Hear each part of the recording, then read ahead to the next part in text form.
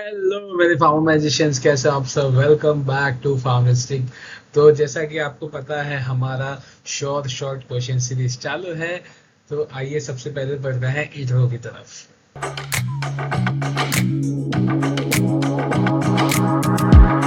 पहले बढ़ते हैं इंट्रो की तरफ।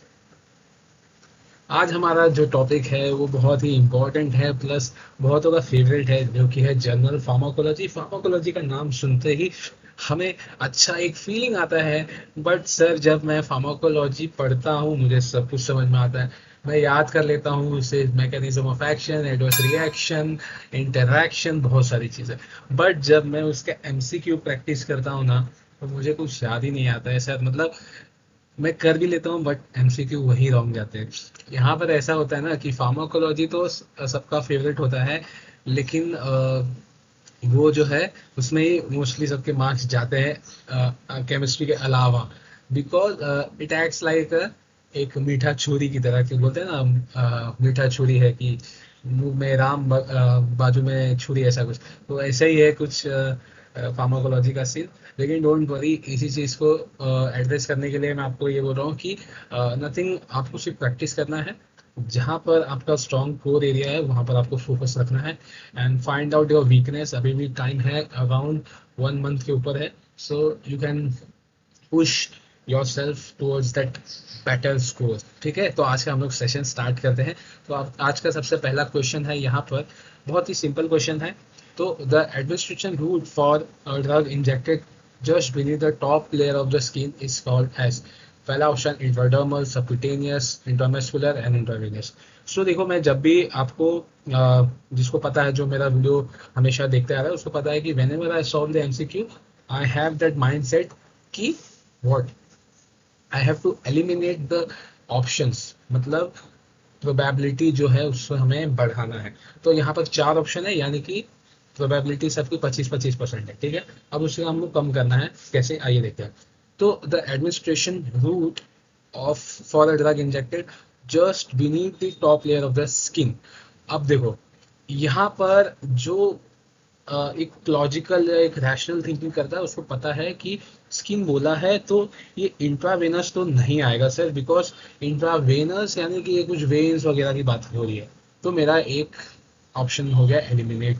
दूसरा आ गया इंट्रा मस्कुलर। सर मस्कुलर मतलब क्या मुझे मसल्स याद आ रहे हैं क्या? मुझे मसल्स याद आ रहे हैं क्या? तो क्यों ना हम लोग इसे भी एलिमिनेट कर दें। ठीक है, अब बचता है दो। अब दोनों ही स्किन के रिलेटेड है, हम तो बचपन से पढ़ते आ रहे हैं, सब क्यूटेनियस वगैरह वगैरह, केरेटिनाइज, नॉन केरेटिनाइज, ये सब आपको पता है। लेकिन सर ये तो दोनों स्किन के ऊपर है। लेकिन अब हमें यहाँ पर क्वेश्चन पे थोड़ा सा बारीकी से पढ़ना पड़ेगा। ये बोल रहा है beneath the top layer of the skin. तो ये मान लो आपका स्किन का लेयर है, ये ऐसा है, ये ऐसा है, मान लो। ठीक है, सो इसने क्या बोला है, टॉप लेयर, यानी कि ये ऊपरी भाग, ये ऊपरी भाग में कुछ तो इंजेक्ट करना है। और सबक्यूटेनियस क्या होता है बेटा? सबक्यूटेनियस यानी कि जो ये नीचे का है, इसको हम लोग बोलते हैं सबक्यूटेनियस। तो यहाँ से मुझे क्लियर हो गया सर कि अच्छा, सबक्यूटेनियस मतलब नीचे, लेकिन ये तो बोल रहा है top layer, that is a dermal layer. ठीक है, तो इसके लिए हम लोग ये इसका नाम लेते हैं इंट्राडर्मल। ठीक है, और सबक्यूटेनियस क्या है, उसको थोड़ा सा अगर हम लोग नीचे बात करते हैं, दैट इज सबक्यूटेनियस वाला पार्ट। सो इसका राइट आंसर क्या होगा, सबको पता चल चुका है, इंट्राडर्मल। ठीक है, नाउ एक और क्वेश्चन रूट ऑफ एडमिनिस्ट्रेशन से, बहुत सिंपल है। The administration route where the needle is inserted at 90 degree. क्या बात है, 90 डिग्री यानी कि कैसा, परपेंडिकुलर। ठीक है, ऐसा हो गया। अब मान लो, अभी इमेजिन करो, सबसे पहला एलिमिनेट करेंगे, डोंट वरी। ठीक है, पहले इमेजिन करो जब आपको कोविड का वैक्सीन लगा था। ठीक है, तो आपको जो भी, जिसने भी वैक्सीन लगाया था, जो भी हेल्थ प्रोफेशनल्स है, उन्होंने कैसा वैक्सीन लगाया था आपको? यहाँ पर शोल्डर पे लगाया था, कुछ किस प्रकार से। ठीक है, यानी कि ये देखो, ये आपने, ये जो आप देख रहे हो ना, ये मैंने क्या बनाया, ये जो नीचे वाली लाइन है ये मेरा हाथ को रिप्रेजेंट कर रहा है। और ये जो ऊपर वाली लाइन है, ये वाली, ये क्या रिप्रेजेंट कर रहा है? ये रिप्रेजेंट कर रहा है दैट इंजेक्शन। ठीक है, सो इसमें क्या बोला, इंसर्टेड एट 90 डिग्रीज। तो ये क्या है, ये एक मेरा मसल है जिसको मैं बोलता हूँ डेल्टॉइड मसल।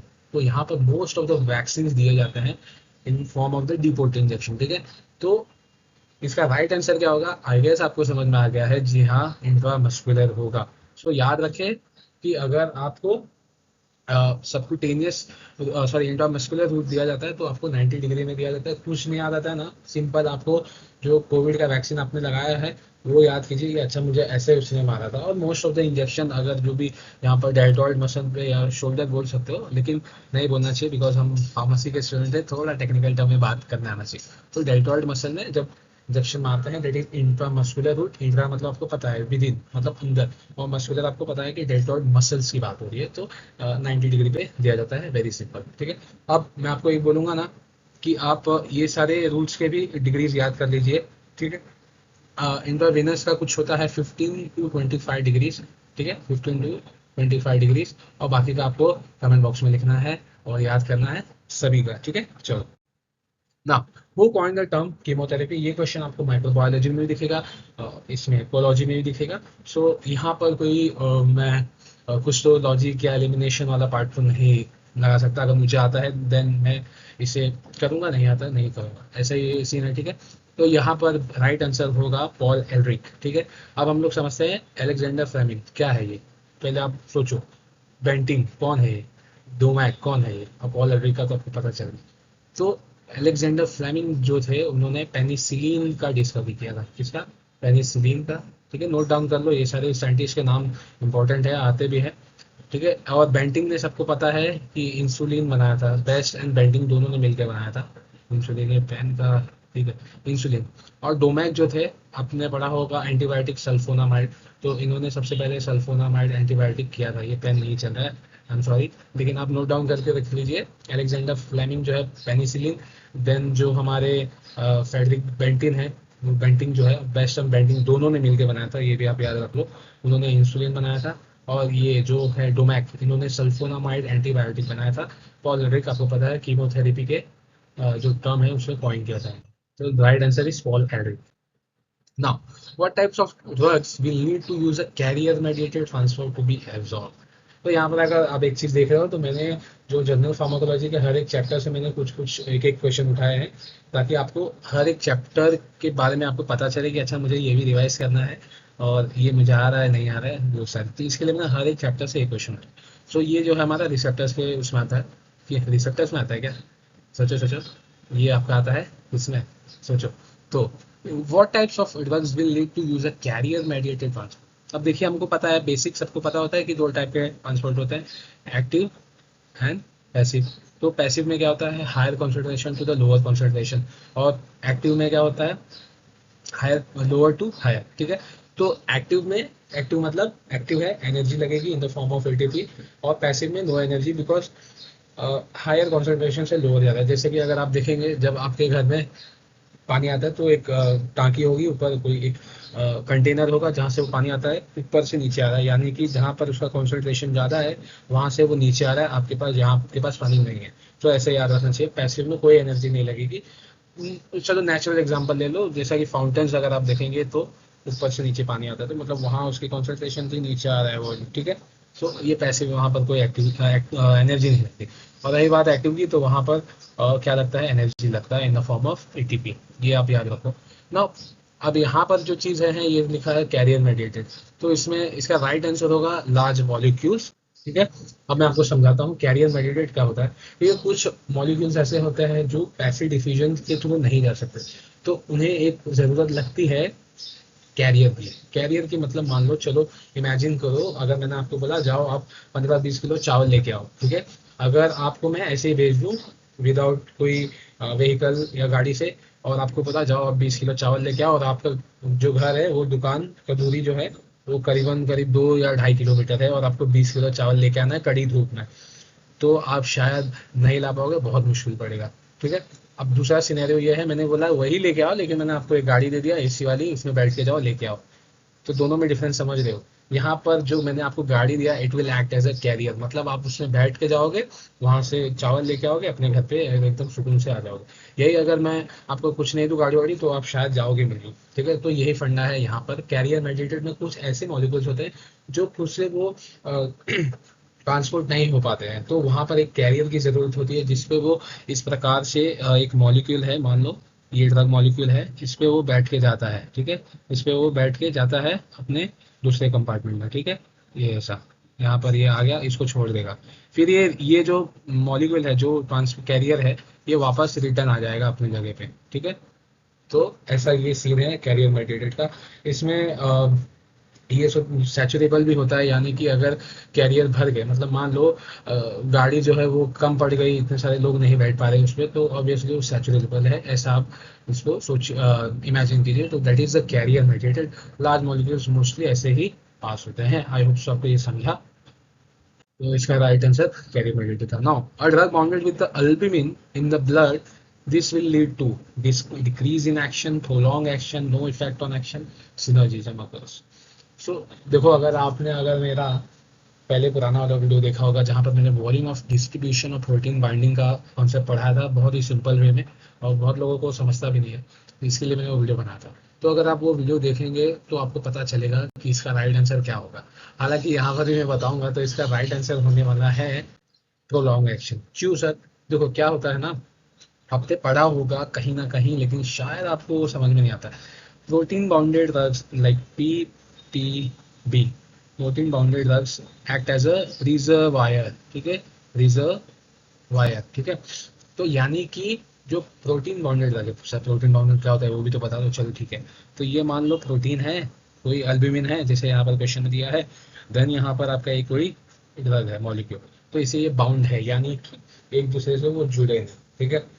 अब क्या होता है, ये बाउंड है यानी कि वो फ्री फॉर्म में नहीं, मतलब अभी इसकी शादी हो चुकी है, ऐसा समझो। अगर आप सिंगल हो, आप कहीं भी जाते हो, आते हो, घूमते हो, छील करते हो, लेकिन नहीं, अगर आप मिंगल हो गए यानी रिलेशनशिप में आ गए, तो थोड़ा सा जो है वो समझ रहे हो ना, वो सब चीजें आ जाती है कि कहाँ जा रहे हो, कैसे जा रहे हैं, ठीक है। तो यहाँ पर भी जो एल्ब्यूमिन है और जो ड्रग मॉलिक्यूल है, इन दोनों की शादी हो गई है एक दूसरे से। अब क्या कर रहा है ना, एल्ब्यूमिन इसको जाने नहीं दे रहा है ब्लड में, ताकि वो जाके एब्जॉर्ब हो, एक्शन वगैरह दिखाए, तो इसको जाने नहीं दे रहा है, रेस्ट्रिक्शंस आ गए। तो अब ये क्या हो रहा है यहाँ पर, आप समझो, ये एक्ट एज ए रिजर्वायर क्यों बोलते हैं। क्या होता है ना, जब मान लो बॉडी में 100 मॉलिक्यूल है रैंडमली, ऐसे ऐसा कुछ होता नहीं है, 100 150 मॉलिक्यूल, 100 मॉलिक्यूल है, उसमें से 60 जो है वो फ्री फॉर्म में थे, ठीक है, और 40 जो बचे हैं उनकी शादी हो गई, ठीक है, यानी कि बाउंड हो गए वो, ठीक है। तो ये जो 40 है, ये तब एक्ट करेंगे जब ये 60 खत्म हो जाएगा, ठीक है। कुछ ऐसा भी आप समझ सकते हो, कोई फाइटिंग हो रही है वहां पर, 100 सैनिक थे, तो 60 लड़ने गए, 40 को रिजर्व करके रखा कि भैया जब वो 60 कम होने लगेंगे यानी वो हारने लगेंगे, then you will go and defeat the opponent, ऐसा ऐसा भी आप समझ सकते हो। सो क्या होता है, जब ये 60 मॉलिक्यूल बॉडी में खत्म हो जाते हैं, तो फिर इनका रिश्ता टूटता है, और फिर ये जो मॉलिक्यूल है it will act and absorb वगैरह वगैरह, मतलब एब्जॉर्ब होके एक्ट करेगा।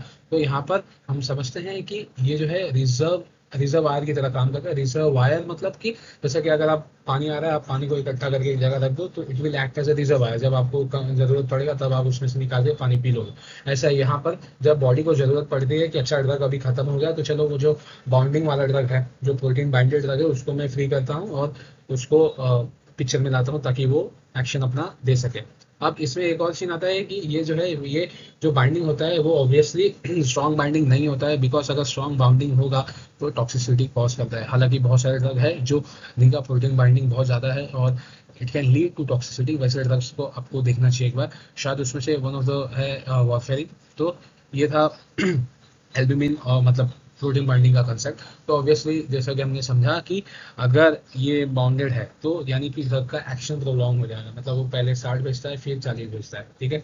तो यहाँ पर टाइम लगेगा, ड्रग का जो एक्शन है वो बढ़ जाएगा, प्रोलॉन्ग हो जाएगा। और यही अगर बाउंडिंग जो है वो ना के बराबर हो, तो वो फटाफट जाके एक साथ ही सब जाएंगे और खत्म होके वापस आ जाएंगे, वापस नहीं आएंगे, मतलब एलिमिनेट हो जाएंगे। तो दैट्स वाई ये act as a prolong action, ठीक है। आई होप सबको समझा। डाउट है तो you can definitely ask in comments. Now, which of the following is not a G protein coupled receptor? Glycine receptor, adrenergic receptor, glutamate receptor, muscarinic receptor. तो यहाँ पर जी protein में जी क्या स्टैंड करता है, ये पहले आप अपने आप को क्वेश्चन पूछिए, then you will get the answer. So यहाँ पर जो जीन है, जी है, वो स्टैंड करता है ग्वानिन के लिए, तो ये क्वेश्चन भी आ सकता है। सो प्लीज इसे आप नोट डाउन कर लीजिए, ग्वानिन जो अमाइनो एसिड होता है। तो यहाँ पर एड्रेनर्जिक रिसेप्टर, जी हाँ, कुछ एड्रेनर्जिक रिसेप्टर है जो जी कपल्ड रिसेप्टर है। ग्लूटामेट रिसेप्टर, जी हाँ होते हैं। मस्कारिनिक रिसेप्टर, जी हाँ होते हैं। ये ग्लाइसिन रिसेप्टर तो शायद ये नहीं है, सो यहाँ पर राइट आंसर होगा ग्लाइसिन रिसेप्टर। कुछ ऐसा इकड़म विकड़म मत लगा देना कि जी से जी है तो ग्लाइसिन रिसेप्टर तो वो तो राइट होगा, नहीं ऐसा मत करना। जी से यानी कि ग्वानिन। और हार्मोन और ligand can considered as first messenger, second messenger, third and fourth. देखिए ऑब्वियसली ये एक फैक्ट है, तो इसका जो राइट आंसर वो होगा फर्स्ट मैसेंजर, बिकॉज हार्मोन जो है वो हमेशा फर्स्ट मैसेंजर की तरह एक्ट करता है body. Very simple. GPCR is comprised of 7 transmembrane helix, 8 membrane helix, 9 transmembrane helix and 10 transmembrane helix। इसका राइट आंसर होने वाला है 7 ट्रांसमेम्ब्रेन, यानी कि कुछ ये ऐसे हेलिकल स्ट्रक्चर होंगे, ऐसे ऐसे 7 होते हैं। आई होप आपको पता है, ऐसे बहुत बड़ा ही बना दिया है मैंने। तो ट्रांसमेम्ब्रेन 7 हेलिकल मतलब कि 7 ऐसे ऐसे कुछ होंगे ऐसे, ठीक है, ऐसे ऐसे 7 होंगे। तो इसको हम लोग बोलते हैं हेप्टा हेलिकल स्ट्रक्चर भी। तो ये कुछ बेसिक पॉइंट्स है रिगार्डिंग जीपीसीआर, आपको ये समझ में आना चाहिए और याद करना चाहिए आपको, ठीक है। So which of the following catalyse the cutting of PIP2 into 2 moles of IP3 and diacyl glycerol in sense signaling। तो ये पार्ट है ऑब्वियसली आपका रिसेप्टर्स का। तो वहाँ पर आपने पढ़ा होगा कि एक साइक्लिक एमपी वाला पाथवे होता है, एक ये पाथवे होता है IP3 डाइक पाथवे। तो यहाँ पर जो क्या बोलते हैं जो भी सिग्नलिंग वगैरह होती है, तो इसमें एक स्टेप आता है जिसमें जो PIP2 है वो कन्वर्ट होता है IP3 एंड डैग में, यानी कि डायसाइल ग्लिसरॉल में। तो ये कैसे होता है, तो इसका राइट आंसर होगा फॉस्फोलाइपेज सी से। तो इसको हम लोग बोलते हैं फॉस्फोलाइपेज सी, जो ये रिएक्शन को कॉज कराता है। वेरी सिंपल, ये पाथवे जो है ना सारे, मैं आपको बता दूं, साइक्लिक AMP, IP3 डैग पाथवे, ये सारे पाथवे आपको अच्छे तरीके से करना है, बिकॉज ये एक इम्पॉर्टेंट टॉपिक बन जाता है। और रिसेप्टर्स की अगर मैं बात करूं तो उसमें जी प्रोटीन कपल रिसेप्टर तो भूलना ही मत, जी प्रोटीन। बाद में ion ion related ligand channel हो गया, देन जक्सटैट वगैरह। तो ऑलमोस्ट सभी रिसेप्टर्स इंपॉर्टेंट है, तो वो करके जाना। सबसे ज्यादा है जी प्रोटीन, को करके जाना है, ठीक है। Now, in graphical representation of antagonist, its intrinsic activity is shown as 1, 0, -1 not defined। तो देखिए यहाँ पर राइट आंसर क्या होगा, आप बोलिए। तो यहाँ पर राइट आंसर होने वाला है 0। देखिए हमने पढ़ा है एक ग्राफ ऐसा, अगर आप केटी त्रिपाठी खोलेंगे तो वहाँ पर ऐसे एक ग्राफ है तुम्हारा एंटागोनिस्ट के लिए, एक अगोनिस्ट के लिए, इनवर्स अगोनिस्ट के लिए, और फिर उसके बाद पार्शियल अगोनिस्ट के लिए। तो वहाँ पर आपने वैल्यूज देखा होगा। तो एंटागोनिस्ट का जो इंट्रिंसिक एक्टिविटी है वो 0 है। क्यों है? क्योंकि मैंने आपको ये एक मेरे पहले वीडियो में भी मैंने ये डाला है, ये जो बेसिक टर्म्स है उन्हें मैंने अच्छे से समझाया है। वहाँ पर मैंने बताया है कि क्यों होता है, लेकिन यहाँ पर भी मैं बता रहा हूँ। इंट्रिंसिक एक्टिविटी यानी कि खुद की एक्टिविटी। तो एंटागोनिस्ट मतलब क्या होता है कि अगोनिस्ट का अपोजिट इफेक्ट, ये सब आपने पढ़ा है। लेकिन बात ऐसी है ना मेरे दोस्त, कि ये मान लो एक रिसेप्टर है, यहाँ पर अगोनिस्ट है, ठीक है, और यहाँ पर कुछ उसका एक्शन आ रहा है, ओके। बट ये जो है, अभी मैं वापस एक बना रहा हूँ। अभी ये जो रिसेप्टर है, ठीक है, यहाँ पर एंटागोनिस्ट आके बाइंड कर गया। तो आपको क्या लगता है कि अच्छा अभी एंटागोनिस्ट आ गया तो जो एक्शन आ रहा है उसका अपोजिट एक्शन आएगा, ठीक है। लेकिन ऐसा नहीं होता है। ये क्या करता है ना, जो एंटागोनिस्ट है, ये मान लो अगोनिस्ट है और ये एंटागोनिस्ट है, ये एन लिखता हूँ मैं। तो ये जो एंटागोनिस्ट है ना, ये इसका कोई एक्टिविटी नहीं होता है एज सच, मतलब इसका खुद का, जिसका हम लोग बोलते हैं इंट्रिंसिक एक्टिविटी, इसका खुद का एक्टिविटी नहीं होता है। वो सिर्फ जाके वहां पर बैठ रहा है और वो साइट को ब्लॉक कर रहा है। अब वो जब साइट ब्लॉक हो जाएगी तो जो एक्शन होने वाला था वो नहीं होगा, यानी कि उसका कुछ उल्टा होगा। दैट्स व्हाई हम लोग को लगता है कि अच्छा एंटागोनिस्ट बैठता है तो उल्टा इफेक्ट आता है, मतलब एंटागोनिस्ट कुछ कर रहा है। एंटागोनिस्ट कुछ कर नहीं रहा है, वो सिर्फ जाके बैठ रहा है और कुछ नहीं कर रहा है। तो ये आपको सिंपल याद रखना है। इसके लिए हम लोग बोलते हैं इसका इंट्रिंसिक एक्टिविटी 0 होता है, ठीक है, यानी कि कुछ भी नहीं होता है। यही बात अगर हम लोग अगोनिस्ट की बात करें तो उसका इंट्रिंसिक एक्टिविटी 1 होता है। ये अगर हम लोग बात करें इनवर्स अगोनिस्ट, इनवर्स मतलब कि उल्टा, तो इसका -1 होता है। अगर हम लोग लॉजिकली देखें, इसका उल्टा मतलब इनवर्स अगोनिस्ट भी अगोनिस्ट के उल्टे काम करता है, जो इफेक्ट आता है वो उल्टा आता है। एंटागोनिस्ट का जो इफेक्ट होता है वो भी उल्टा आता है, बट एंटागोनिस्ट सिर्फ ब्लॉक करता है और कुछ नहीं करता, मतलब वो जाके बस नहीं बैठ जाता है ना। और जो इनवर्स अगोनिस्ट है उसका एक्शन होता है कि उसका अगोनिस्ट के एक्शन को उल्टा कर दे, समझे आप। उसका इंट्रिंसिक एक्टिविटी होती है कि अगोनिस्ट के एक्टिविटी को रिवर्स यानी कि उल्टा कर दे। ये है फंडा। तो अगोनिस्ट नो एक्शन, दिमाग में रखिए। पार्शियल अगोनिस्ट मतलब कि कुछ, मतलब 100% इफेक्ट आने वाला था लेकिन वो 50 ही देगा। तो ऐसा आप याद रख सकते हैं, और उसका हाफ में होता है। For the partial agonist. So this was the last question. I hope so ये आपको वीडियो पसंद आया। चैनल को सब्सक्राइब कीजिए। मिलते हैं नेक्स्ट वीडियो में। Bye bye, take care.